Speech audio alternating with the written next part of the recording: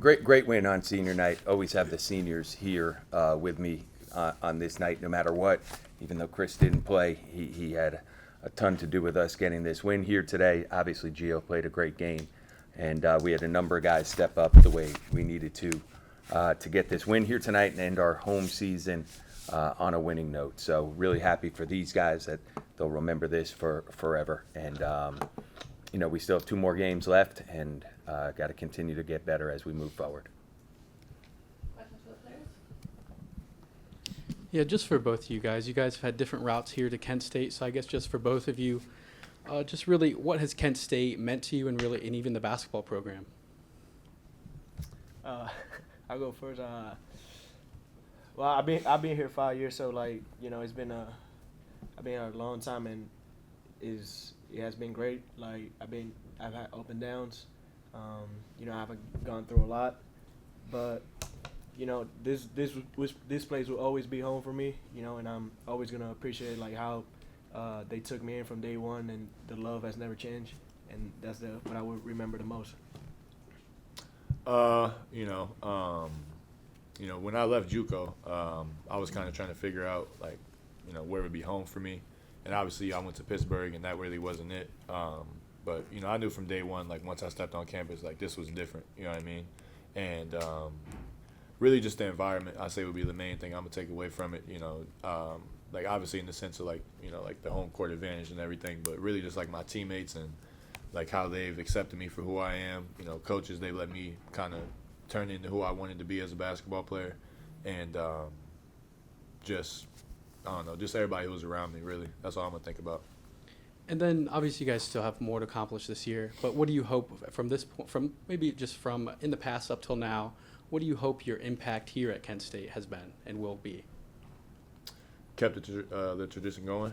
The habits that they've instilled in players, just making sure that we're, a spitting image of that, of what Kent State basketball is. Obviously we've had low points in the season, we've had high points, and just trying to be, who they need us to be. Obviously I'm not on the court anymore, but even off the court, still being myself and being a vocal leader.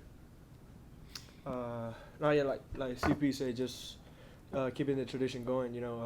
Making sure that these guys understand that the coaches, our coaches, are gonna prepare us, every single game. But at the end of the day, we're the ones that got to play, and it's on us, the seniors, the leaders, to take that responsibility and send the message to the team. And that's just the biggest thing for us, sending that message.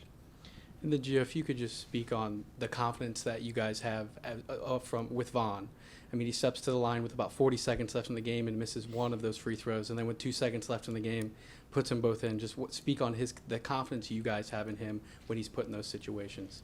I had a lot of confidence. Even though he missed a couple free throws or just one before that, Vaughn has been a part of this program for a long time, just like me, and he has been on some big games. He was the starter basically all year last year for the tournament team, and I don't think nothing faces him. We got all the trust and the war in him, and I told the guys right away, when he got fouled, leave him alone. He's gonna knock it down. Let's match up and be ready to play defense. And then in overtime, you start off overtime with the first 7 points. You end with 9 total. Just really, what was your mission going into overtime there? I would say mission, just try to come up with the victory. That was it. That was all that is on my mind. Senior night or not, that's the way that I play all the time. Just trying to make plays to help the team win. And tonight I was I was able to get a couple points, but that's I'm just thinking about winning. Then Chris, you had a different perspective to that overtime. Just what was going through your head during that?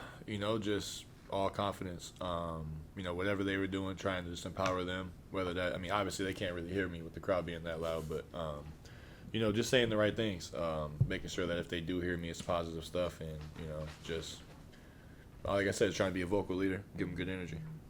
So, yeah.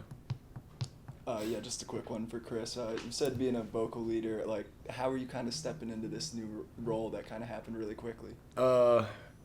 Really, I'm a pretty talkative person. So it's not really much of a change for me. I guess it's just more, like realizing the situations. Like obviously I'm not engaged in terms of like being out there. So like there's certain things that I can't relate to in the moment. So just kind of realizing that and, kind of paying attention like what guys respond to. Obviously I've been talking to these guys all season trying to get them going. So just kind of relying on that. And I feel like they respect my voice. So, obviously if I feel like if I say something, I'm not going to say they're going to live and die by it. But, I think they, respect me enough to at least acknowledge it. And this one's for Gio. What does a game like this really mean, especially with your family in the audience? A lot. I mean, my family not being here all the time. This was a huge opportunity for myself and for the team to show what we're about. Like they obviously watch the games on television, but it's never the same that being on this environment. One of the best. Of course, you're gonna get this environment. So it meant a lot. I had a lot of emotions throughout the game, and I guess I just got to push from then. In overtime. So that was big time. Oh, good. All right, fellas. Great All right, job. Coach. Good job. See you guys tomorrow. Yep.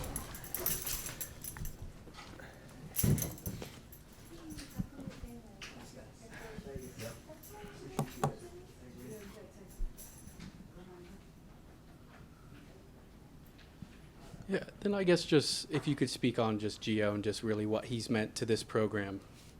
Well, he's been here for 5 years, so whenever you're here, as long as he has, he's a guy that guys on the team look towards for leadership, and happy for him for sure that tonight we were able to get this win on his last game, and obviously with his whole family here, and equally as importantly, giving ourselves, continuing to try to give ourselves a push to making the MAC tournament and hopefully, playing well in Cleveland if we get there. And then Chris kind of mentioned it there, just wasn't able to really find a place to call home. And then here really found a place and it was midway through last season, he really started to click. And just if you could just speak on him since he's been here. Yeah, same thing. I mean, we had recruited Chris or tried to recruit him a little bit out of junior college. And when Pittsburgh, offered him, that was during the COVID year, he went there. But with the number of guys that had played at the same school that he had, Indian Hills, when things weren't going well for him and he was looking for a place to transfer, there was a couple schools that he was looking at. But I think the guys here that had played at his school, the success they had, led him to Kent. And then last year, as the year went on, he had a huge impact on us going to the NCAA tournament. And it's unfortunate, for him that his season ended the way it did. It's also a lesson for all of our guys. You just don't know when it's going to end or how it's going to end or how it's going to finish. So you want to give your best each and every day. And then I guess just after that first half, you guys shot 25%. They outscored you in the paint 20-6. Yeah. What was really that big difference maker there at halftime and in that second half? Well, I don't know. As I look at the total, we still got outscored in the paint by a lot. So, but it was brought up that it was 20-6, and we were, I think, 3 for 16 on in the paint finishes. And I don't know how well we did overall, but it was certainly better than 3, for 16 in the second half. And we got some finishes on the paint. Jalen hit some big shots.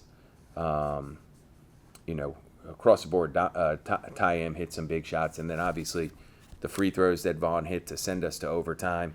That was a great play and tremendous unselfishness by Jalen. They double-teamed him, and he hit Vaughn, and great poise by Vaughn. And then in overtime, Vaughn's first possession, he kicked it out to Gio. That 3 got us off to a great start. And then to end, not end the game, but pretty much give us a 4-point lead, Mike Bakelja hit that 3 in the corner. And you know what? I'm happy for him, too, because he's been such a competitive, tough kid who's really helped us in a lot of ways, but you don't see it on the stat sheet. And our first home game, he had a blunder that that I know he's felt really horribly for. So for us to, on our last home game, for him to be able to hit a three that sort of ended the game, I'm happy for him. I'm really happy for him and his family. He's got an unbelievable family. So happy for them that this is how he ended the season here in the Mac Center. And now we've still got games ahead of us, and I hope a number of games ahead of us. But hopefully that'll give him the confidence moving forward too. And you spoke about the games coming up. Just how much momentum can this create for you guys going into that game Tuesday against Ball State? Yeah, I just think right now, over the last 8 conference games, I think we're 6-2 in the last 8 conference games. And the 2 that we lost to Ohio. We were down 2. We had a putback that was called off with a minute to go because of an offensive foul on Chris. And then we screwed up a couple things defensively in the last minute of the game. Akron, they're a really good team, and tough game, but with 8 minutes to go, 6 minutes to go, it's a 2-point game, and then we had a couple blunders that allowed them to stretch it out, but competed really well in 2 tough environments. And I think we're going to be confident if we get a chance to go up to Cleveland. I think we're going to be confident. So we're playing better now than we certainly were in January. In January, this game tonight, we would have lost. So the fact that we were winning it today shows me the growth that the team's had. And now we have 2 more road games. And I'm hoping, again, I'm not 100% sure, but I'm hoping that we'll be in Cleveland. And then, when you get up there, anything can happen this month, so you just got to be ready and seize the moment. Yeah, and what can you say about the guard play and the team's play today with only 2 turnovers and Yeah. shooting 80% from the free throw Yeah, line? that was great. The 2 turnovers is why we won because, again, we didn't shoot the ball well. They shot, if you look percentage-wise, they shot significantly better than us from the field. They had more paint points.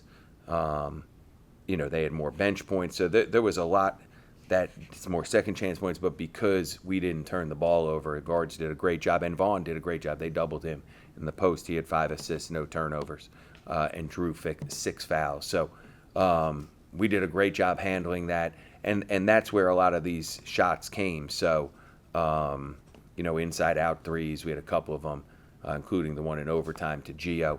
So, that was great to see. 15 assists, 2 turnovers. When you're playing with a lot of guards, which we are, that's imperative for us to have a chance to win because inside, Claron gave us everything he has, 30 minutes. He hadn't played that many minutes, maybe all season, and he couldn't play on Tuesday. So, that was great. It was great for him and great for our team that he was able to do that, and, we did just enough. Yeah, and then when it comes to Vaughn's clutch free throws, was there anything you or your staff was saying to him, or was it just trust him? No, yeah. The only thing I said is that we put 2 big guys in case he missed one to try to go get a rebound. But Vaughn, the thing about him, again, he can miss him over the course of the game. In late game, I would have been more surprised if he didn't make both than the fact that he did make both. He's an ultra competitive guy, and a lot of times late in the games, you can throw what your stats are. A lot of that has to do with your heart and your mentality. And Vaughn has, he's a really high basketball character person. He was Mr. Basketball in the state of Ohio. Like, he's a high basketball character guy. So I did not expect anything other than him to make them. And at the same time, we put 2 big guys in just in case he didn't, that we'd have a chance to rebound. So, Coach, late in the game when it turned into crunch time, can you just tell us how the team's able to not only stay collected but also execute late? Yeah, I thought Jalen and Gio did a great job handling the basketball, making good decisions. Even some misses that Jalen had, he was able to get downhill and get on top of the rim. And then, Vaughn made simple plays out of the post when they doubled him, and when they didn't, again, he tried to score on top of the basket. So, proud of all those guys because, again, a month and a half ago, this exact same type of game, we hadn't won. We hadn't won an overtime game.